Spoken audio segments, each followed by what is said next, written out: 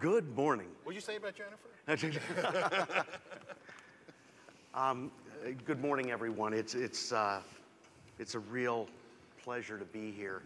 I must say, from my perspective, I don't normally sit in this chair. I normally sit in that chair. But it's a real honor to be here with three incredibly distinguished folks that have varied interests and connections to the regional sector of the business. And so we're going to kind of start this morning. And, you know, looking at Roger's charts this morning, who would have ever thought we would be sitting here with someone from Europe, someone from Oneworld, a global alliance, at a regional airline convention? I mean, it's really, it's quite unique. And then certainly just simply when we see that 52% of the departures in the U.S. market are flown by regional carriers today, just how important they are to our first speaker, Greg Principato, who is the president of the Airline Council International of North America. I've known Greg a very, very long time. I'm really bad at reading resumes, so I'm not. It's just know that Greg has been in this business a long time, and kind of when I first met Greg, he was working with Virginia Governor Belials and the National Airline Commission back in the early 1990s, when we really learned what a good commission could do when taking a look at various issues facing the industry. And so with that, I'm just going to ask each of our speakers to kind of talk from 40,000 feet on some of the issues as to what's important to them and the connection to the regional sector. And so we're going to go ahead and start with Greg. Thank you, Bill. It's interesting. You said two things in your introduction I hadn't planned on talking about, but I guess a Freudian slip or you misspoke or whatever. But you said it was the Airline Council International that I worked for, not the Airports Council. The Airports Council. Freudian. That sort of leads me into one point. The last time I was on one of these, Jennifer Michaels, who's in the front row here, that's two shout-outs, was the moderator. And her first question was, should there be an aviation policy in the United States? And I sort of sat back, and I was on a panel with someone from ATA and someone from I almost said Northwest Airlines, from Delta, someone from FedEx, and they immediately started talking about the need for a national airline policy. And so, you know, when it came my turn, I sort of brought it back to what we really need is a national aviation policy. You know, there was a CEO of General Motors one time who said that what's good for General Motors is good for the country, and I think sometimes some people think what's good for the airlines, and usually the big airlines, the legacy carriers, is good for aviation. And really, it's a much broader picture than that. Bill also mentioned the Belials Commission. And the name of that commission 18 years ago was called the National Commission to Ensure a Strong Competitive Airline Industry. So I'll ask everybody in the audience, how did we do? Did we ensure a strong competitive airline industry? What, we only lost $40 billion. Since then, yeah. And by the way, speaking of commissions, we had Secretary LaHood here yesterday, and one of the members of his commission, Raul Regalado, is sitting over there. Raul runs the airport here in Nashville, one of my board members, and he was on that commission, and he's here, so I wanted to point that out, that Raul's here. Now to the question you asked, let me first say that it's a real pleasure for me to be here with you. I want to echo what you've already heard this morning. We work very, very closely with Roger and his entire team. They do a great job for the regional industry in Washington. There are a lot of issues that we work very, very closely together on: air service development, irregular ops, environment, security. We're going to do a security event next week, in fact, together. RAA provided really essential support in helping us beat back efforts in Congress to impose what would have been pretty onerous and expensive new ARF regulations on airports, which really would have impacted the regional industry and the smaller communities very, very much. Worked very, very closely with them.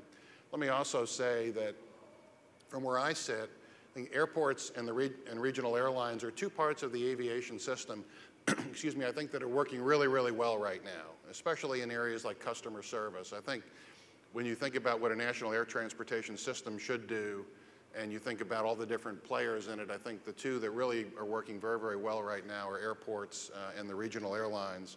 And I tell you from my personal experience, on Easter Sunday, I had to fly to a meeting in San Antonio and the only nonstop available was on a regional carrier out of Dulles Airport.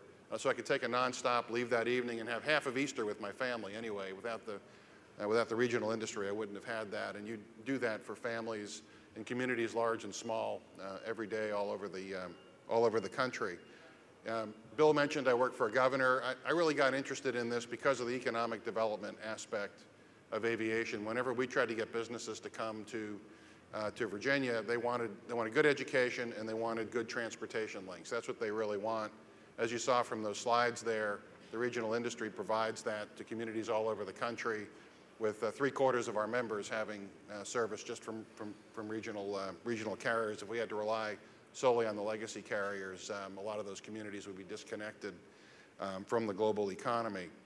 While I'm sitting next to Mike, I do want to say a lot of this also happens in Europe. I know that I was talking to my counterpart at ACI Europe, Olivier Yankovic, and he speaks very highly of the work you do and representing the regional industry over there. And I know recently they've worked very, very closely together on a really kind of insane proposal that the European Commission had on liquids and gels on airplanes. It would have been a total disaster. And absolutely. ACI Europe and the European Regional Association worked very, very closely together on that. Much as I'd like to, and I know we'll get into some of these in the questions in a second, much as I'd like to talk just about what we agree on and all that, and maybe have a little kumbaya moment here, I do want to say that I was talking to someone yesterday, and it's a fact, and I think you can document it, that our investment in aviation infrastructure in this country over the last several years is going down. If you look at the PFC is capped at, by international standards, very, very low level, and I know we'll get into the PFC a little later. Very, very, very low level. The government grant program that I asked the Secretary about yesterday is probably going to go down in this Congress, and if you count the money taken out of that to pay for FAA operations, an increased amount, that's been going down. The holiday on alternative minimum tax treatment of airport bonds, which this organization helped us get passed, by the way, has gone away, and so that investment is going down. Right now, we're investing less in aviation infrastructure than we were just a few years ago, or than we should be in many, many ways. I want to talk a little bit later about the PFC. I believe that it's short-sighted in many ways for the airline industry to oppose moving in that direction. IATA all over the world is pushing to move in the direction of passenger user fees to fund aviation infrastructure. And I think for very, very good reasons, because it really does help the airline bottom line, and it is an effective, efficient way to get infrastructure built. And so we'll talk about that a little bit later. There's no airport operator I've ever met, and Raul will back me up on this, that wants to lose service.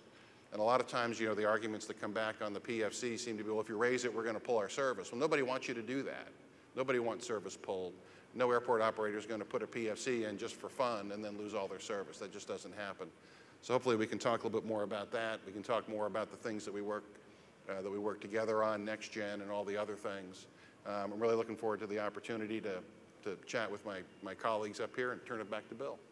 Thanks, Greg, and sorry about the slip. That was a bad one. So you got but your boarding pass but then already. again, I mean, it was kind of the kumbaya moment. I was trying to bring the two organizations together. You just didn't realize it. We can have a merger, Roger. You want to have a merger?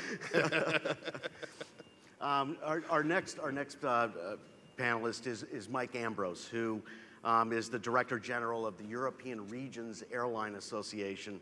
And just to have the European perspective here is, I think, really refreshing, because we know many of the issues that the U.S. regional industry is facing today in many small communities. And enemy number one has to be $130 jet fuel in the wing.